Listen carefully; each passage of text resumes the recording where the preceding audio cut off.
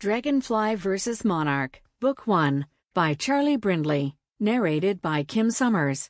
Copyright 2019 by Charley Brindley. Production copyright 2019 by Charley Brindley. Chapter 1. In the Air over Rio. Current Day. Autumn Willow watched the ground below as the old B-17 bomber banked smoothly into the Rio de Janeiro landing pattern. She sat in the right seat of the cockpit and scanned the horizon as they leveled out. "There's Pantanal 413. She pointed half left toward the Brazilian Boeing 737 airliner, 8 miles to the northwest and 5,000 feet above them. Her grandfather nodded and turned his attention back to the Aerovias cargo jet ahead of them in the landing pattern. He reached to the trim control knob while keeping his eyes on the cargo jet, adjusting the trim by 2 notches. "Rio Tower," Autumn said into the microphone of her headset. "B-17 388. We've turned downwind behind Aerovias 856. B-17 388 Rio Tower. We're having you in our sight. Pantanal 413 and American Airlines 221 will circulate once on 10,000 over our heads to serve you time. Rio Tower, B-17 388. Relay our thanks to 413 and 221. Sorry we can't match their speed.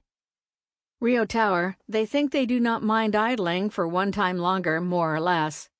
Autumn pressed her radio button twice. "Pantanal 413 to B-17 388. We just sit on here to enjoy the sight of your airplane. American Airlines 221 to B-17. You're the prettiest thing I've ever seen in the air." "Thanks, 221 and 413, Autumn said, then glanced up toward American Airlines 221, 10,000 feet above. "Hope to meet up with you guys on the ground." 413, we'll be on there pretty quick afterward, you do. 221, bet on it. Are you the one flying that graceful old warbird? Autumn looked at her grandfather and saw him give her a wink. The old man then took his hands from the wheel and gave her a "your turn" gesture. She shoved the microphone up away from her lips. "You kidding me?" She grabbed the wheel and lifted her feet to the pedals. "Are you kidding me?" "I never kid anyone, Clicker. I'm just going to enjoy the ride on this landing." The 22-year-old grad student swallowed and reached for the 4 throttles with her left hand. "You work the flaps and carburetor heat for me."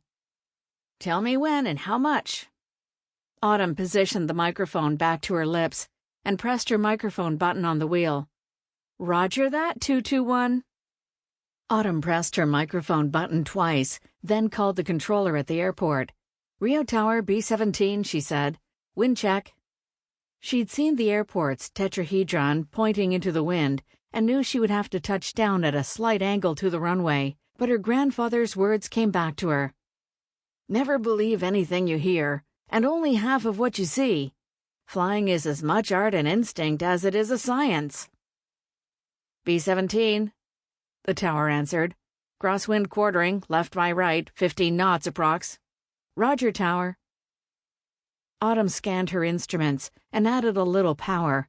The deep throb of the 4 propellers increased as the engines revved up a tick. She then banked the B-17 into a sweeping right turn. "When you're in the air, there is no wind because your aircraft becomes part of it." Her grandfather's words from her first flying lesson. "But on landing, you have to deal with the wind aggressively.